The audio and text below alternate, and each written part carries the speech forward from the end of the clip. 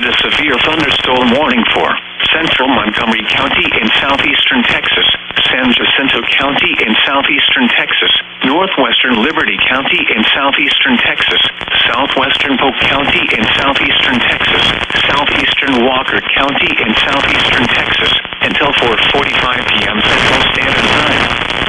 At 3:58 p.m. Central Standard Time, severe thunderstorms were moving along a line extending from near Point Blank to Conroe, moving east at 30 miles per hour. Hazard, 60 miles per hour wind gusts. Source, radar indicated. Impact, expect damage to roofs and locations and paths include Conroe, Cleveland, Willard, Livingston, Shepherd, Plum Village, Cut and Shoot, Cold Spring, Point Blank, Plum Grove, Goodridge, North Cleveland, Lake Livingston State Park, West Livingston, Oakhurst, Tarkington Prairie, Romeo and Evergreen.